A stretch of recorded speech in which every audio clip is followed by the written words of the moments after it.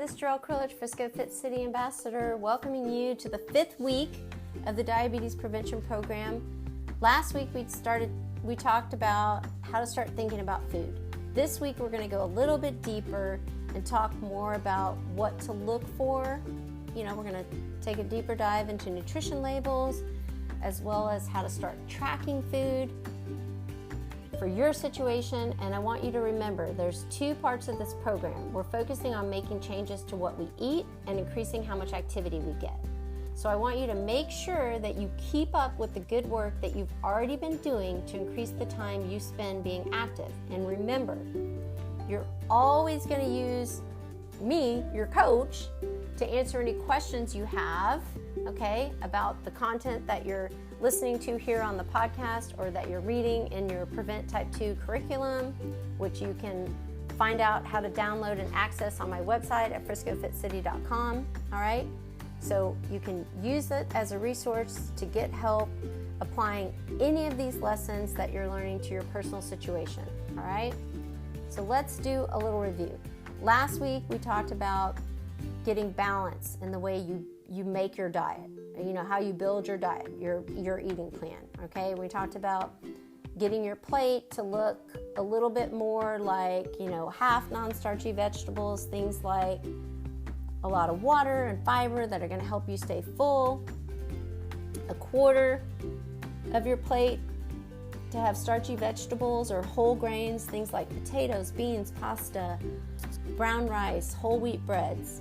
And then that other quarter is protein. So things like a wide variety of different types of lean, healthy proteins, real whole foods like eggs, lean meats, nuts, tofu, and fermented soy products. So remember, the goal, that you're trying to get the right amount of calories that you need while balancing that with the things that are going to help keep you feeling full. All right, and we know that the more non-starchy vegetables and or starchy vegetables are going to help you feel full. All right, and if we have whole grains, starchy vegetables, and protein, when we balance all these together, that's going to give you longer lasting, steady energy, and it's also going to be more filling. Okay, so that's really important. So I want you to kind of take a little assessment. How's it going so far? All right. How much have you been able to try some things over this past week? And remember, if you're having trouble, you can always reach out to your coach. Okay. If you're in a program, you'll have a coach that's going to help you with ideas and help you talk through different strategies that are going to work for you. So I want you to consider a few things. How well have you been able to apply these changes over the past week? Have you made some big changes and it's working? Have you started to make some changes, but you're still kind of trying some things out? Have you made a few small changes, but you don't know what to do next? Or have you just been taking it all in and you haven't really been able to start applying anything just yet? Either way, it's not bad. Keep going. You need to move at a pace that works for you, and it's going to be different for everybody.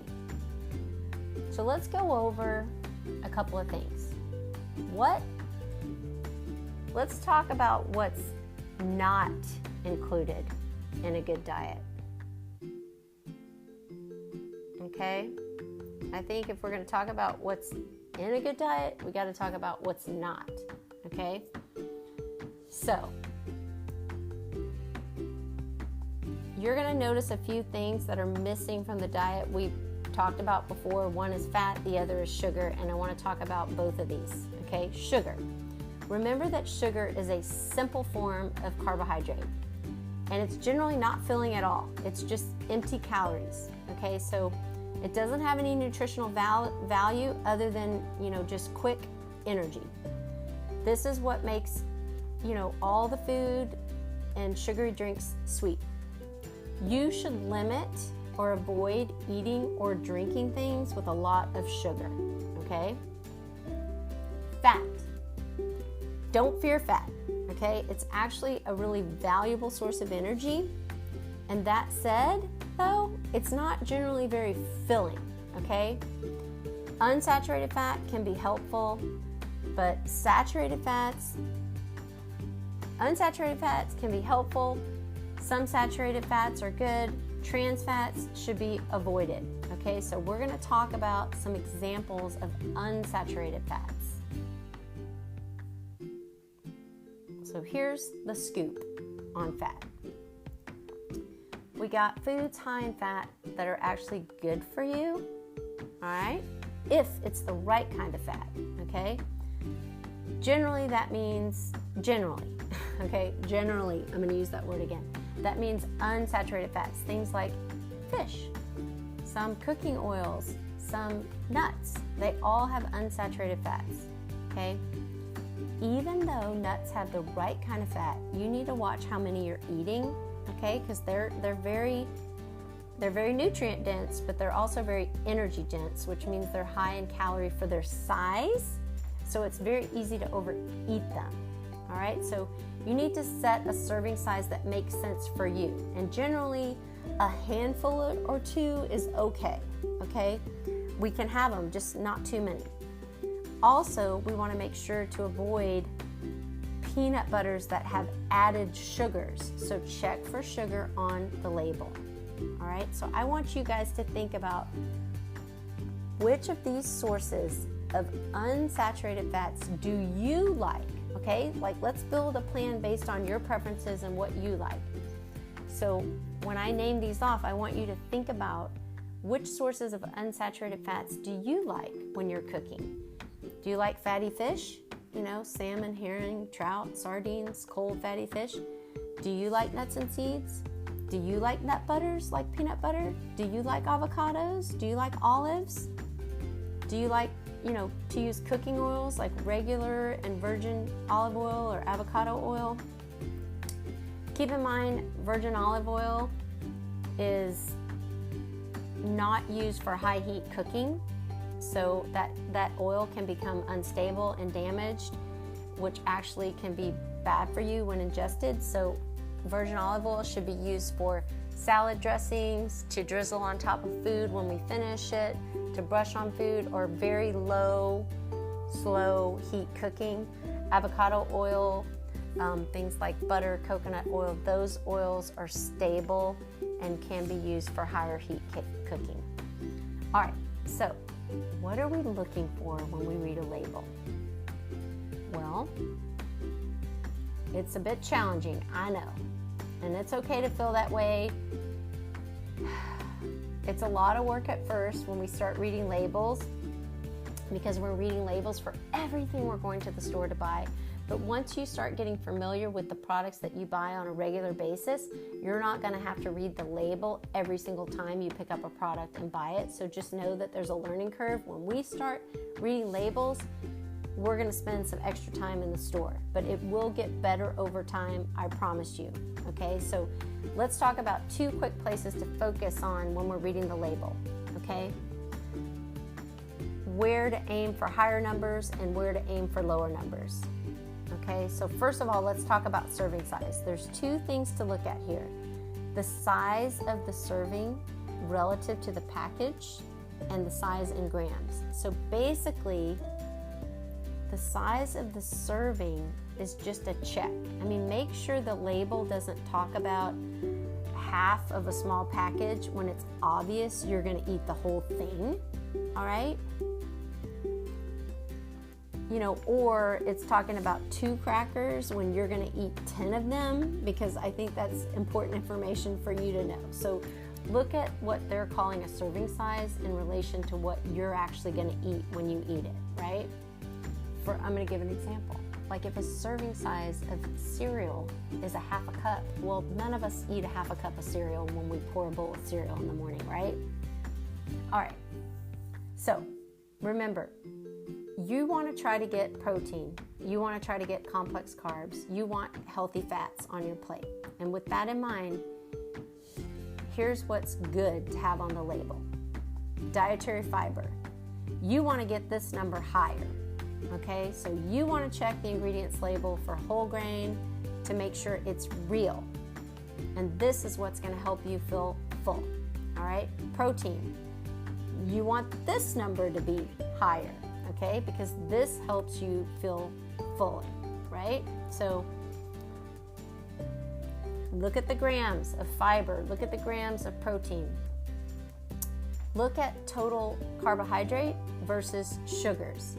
So make sure that the sugars is low or zero, and the rest of the total carbs will be complex carbs or fiber. All right, these are all the numbers you want higher.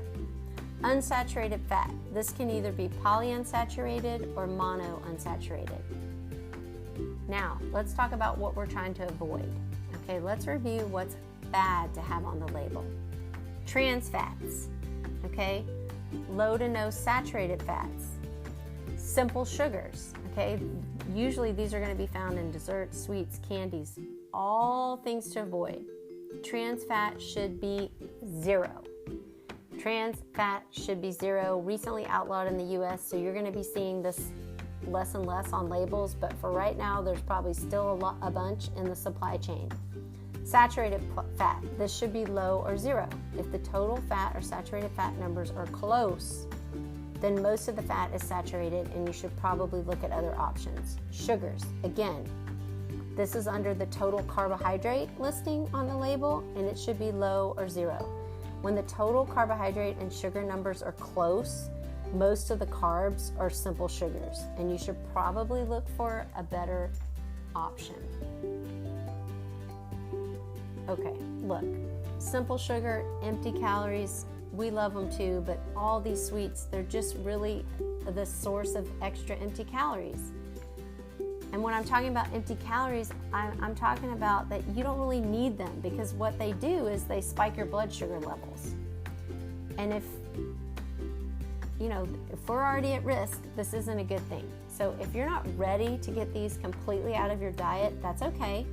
This process that we're talking about is making small changes over time. And some of these changes are going to come back from cutting back gradually, right? So, some of this is going to come from giving yourself a chance to replace these snacks and treats with healthier options like fruits and nuts and other options over time, right? So if you're used to eating those, I'm just giving you guys an example.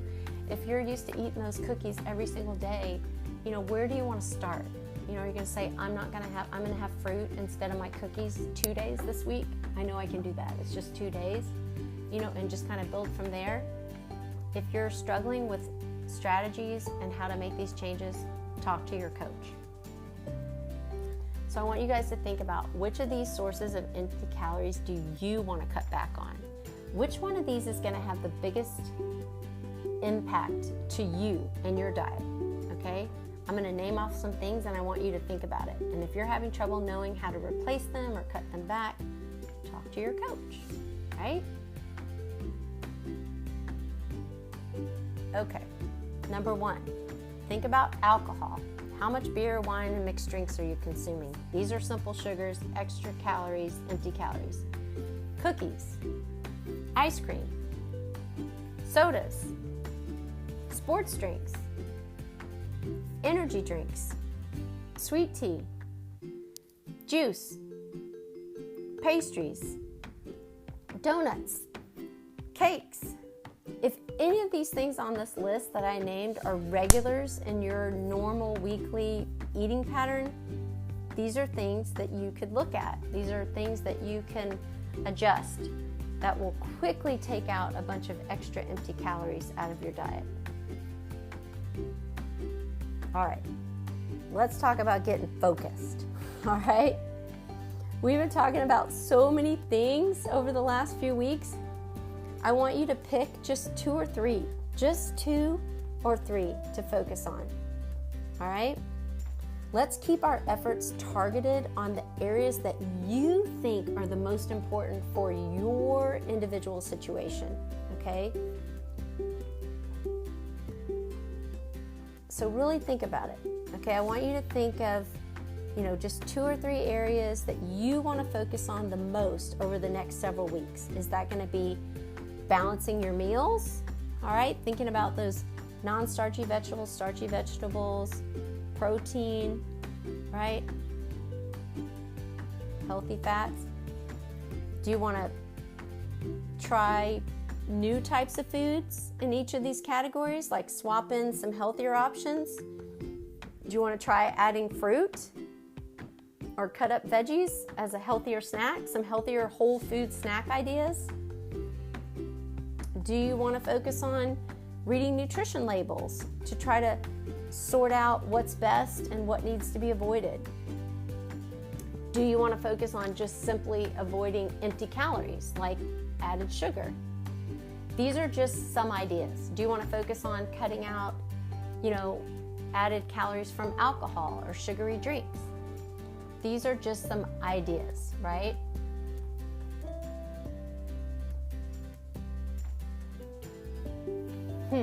What are we going to track? Look, tracking, it's kind of tricky. It's difficult, it's really difficult to try to count calories and be very exact. If we're just writing down all the things that we're eating, that's a little bit easier, but it's still not ideal. Okay, so I want you to use the areas of focus that we talked about, that you're focusing on as a starting point to figure out what you specifically want to track for your situation, okay? Again, you can always work with your coach to come up with some ideas that are most relevant to you, all right? Again, ideas: take a picture of the food at every meal. Balance your plate at breakfast, lunch, or dinner. Maybe you're going to focus on one meal this week. Maybe it's just breakfast, okay? Are you going to focus on swapping out cookies for strawberries? Are you going to limit yourself to just one soda a day? Are you going to pack healthy snacks for work? Are you going to read nutrition labels? Maybe that's just going to be your focus. I'm just going to read nutrition labels this week, okay? Are you going to skip empty calorie snacks? Are you going to limit yourself to one glass of wine? Just some ideas, guys. Pick what's best for you. Look, this program is all about little changes, okay? So keep making incremental changes that you need in your diet. Keep making incremental changes to your activity, okay? To your activity level, and you're gonna start to see results over time. I promise you, if you stay persistent, okay? These little changes that you're making are going to add up big time over time, all right? And I love giving this example when I'm coaching clients. Let me see, where's my calculator? If you just cut out like that soda, let's say that soda you're having 5 times a week, it's like an extra, and I'm just going to be conservative. That sugary drink, 500 calories in a week, over 52 weeks out of the year, just cutting out that, one soda 5 times a week, or that sugary beverage. I don't know, maybe that's wine, maybe that's a latte, just that one simple change, okay? Over the course of a year, that could be, depending on you and how much you have and your activity level, that could be 5 to 10 pounds right there. Just that one little simple change. Okay, so if we can come up with 2 or 3 or 4 or 5 changes over the period of this next year and stick with them, just imagine what that can do to your health, okay? And we're not just talking about weight, okay? But that's just my little example of how even a small little tweak or change can really add up over time. All right, guys, this is it for session 5, okay? Eating well and tracking food. If you need help, reach out to me at friscofitcity.com. If you want to actually have the curriculum, downloaded and delivered in your inbox each and every week, reach out to me and follow along here on the podcast. This is Gerryl NOW, Frisco Fit City Ambassador, reminding you to get up, get out, get moving each and every day. Make it a great day.